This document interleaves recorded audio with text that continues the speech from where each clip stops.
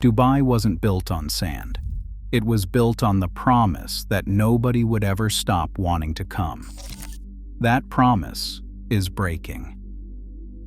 For 2 decades, Dubai was the answer to a question the world did not know it was asking. What does a city look like when ambition has no ceiling and money has no memory? The answer was a skyline that made every other skyline feel apologetic. A shopping mall with a ski slope inside it. A hotel shaped like a sail, marketed to people who had everything and wanted to be reminded of that fact twice before breakfast. Dubai did not compete with other cities. It made other cities feel like they were not trying hard enough. That era is over. And the crisis unfolding right now is not the kind that comes with a single headline. It is the kind that arrives in patterns. In 2025, Dubai International Airport processed 95 million passengers, a record, proof of concept. Evidence that a city built in the desert on aviation connectivity and aspirational consumption had cracked something permanent.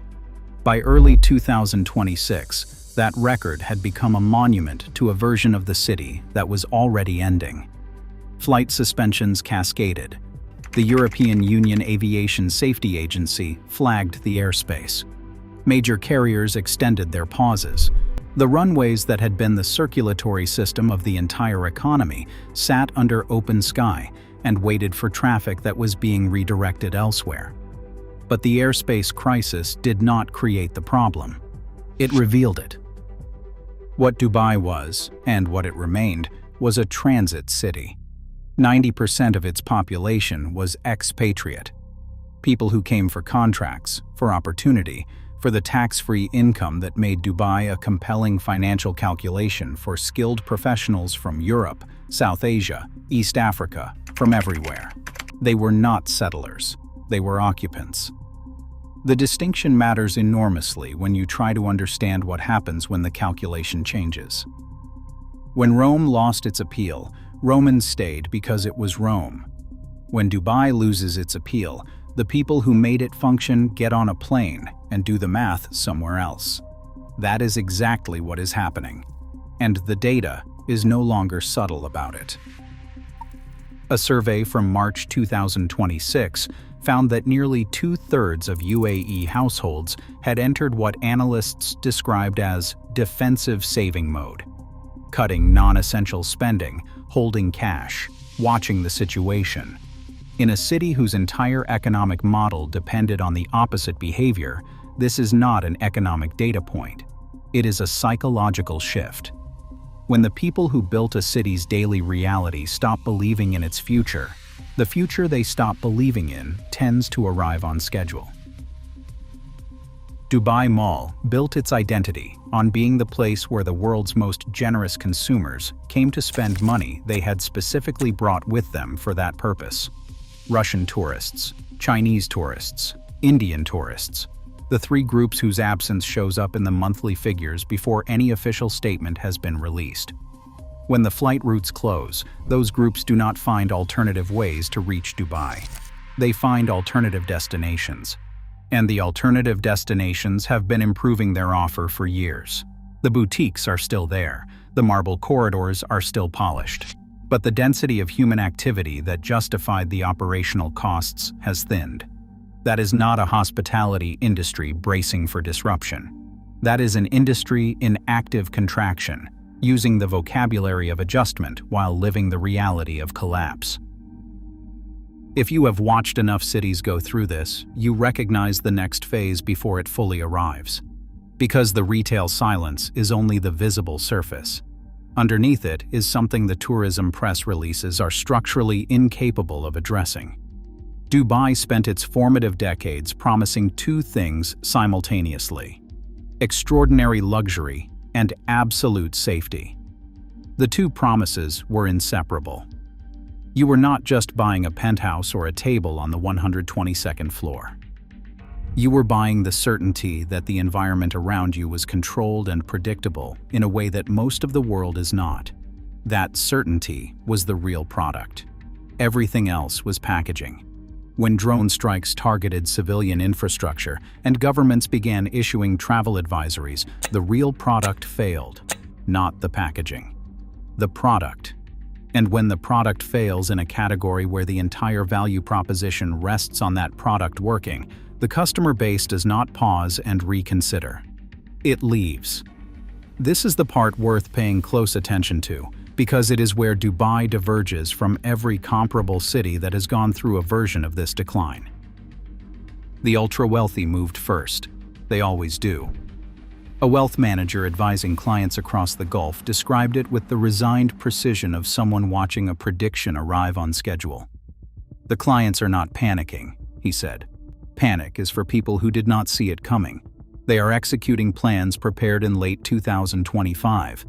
Asset transfers, secondary residency arrangements, portfolio repositioning away from UAE domiciled holdings. This is not flight, it is relocation. The distinction is important only to the people who were counting on them to stay.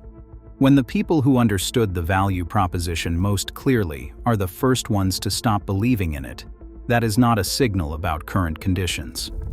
That is a verdict on the underlying structure." Villa prices were up just 1.1% at the end of last year. Luxury apartments are sitting longer before finding buyers. Hotels were offering last-minute discounts in the same weeks they had, 12 months earlier, been operating waitlists. These are not the metrics of a market absorbing a temporary shock. These are the metrics of a market repricing its fundamental assumptions. This is how empires begin to hollow out, not with a proclamation, with a waitlist that quietly disappears. What makes Dubai's situation particularly instructive is the speed at which the reversal has compounded. Venice hollowed out over 5 decades. Paris eroded over a generation. Monaco's thinning took 30 years to become impossible to ignore. Dubai has compressed the same trajectory into something that feels, from the inside, almost instantaneous. Velocity is extraordinary when conditions are favorable, and it is devastating when conditions reverse, because the same infrastructure that accelerated accumulation now accelerates departure. And here is the part the city's promotional apparatus is least equipped to answer. Because it is not a question about flight routes or retail footfall, it is a question about identity. Every city forced into this kind of reckoning eventually confronts what prosperity had been obscuring. What is this place when the exceptional conditions that created it are no longer exceptional? London has an answer. Singapore has an answer. New York, despite everything, has an answer. Those answers involve culture that exists independent of economic performance, institutions that predate the boom, and populations whose identities do not depend on the growth rate. Dubai has not yet found its answer, and now the conversation is being forced in the empty corridors of the world's largest mall and in the departure gates of the world's busiest airport, which are not the busiest this month. The 1 billion dirhams emergency package, launched in late March 2026, represents the moment the official position admitted what the data had been saying for months. That moment always comes late. It came late in Venice. It came late in Monaco. It always arrives wearing the same disguise, not as a confession of failure, but as a temporary measure. A bridge to the recovery that is surely coming.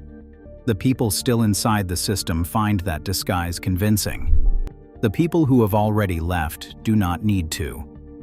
Dubai built its mythology faster and brighter than any city in history. It did in 50 years what most cities take 5 centuries to accomplish. That is genuinely extraordinary. But the same audacity that built the tallest tower and the busiest airport created a city without the slow-grown foundations that cities need when exceptional conditions end, without a population that stays because it belongs rather than because the contract is running, without the stubborn, unglamorous attachment to place that has kept older cities standing long after their moment of greatness passed. That is the thing Dubai cannot engineer its way out of. You can build a ski slope in a desert. You cannot build 7 centuries of accumulated belonging in a planning session. Empires do not fall in a day. They fall in patterns. And once you know how to read the patterns, the next chapter is never a surprise.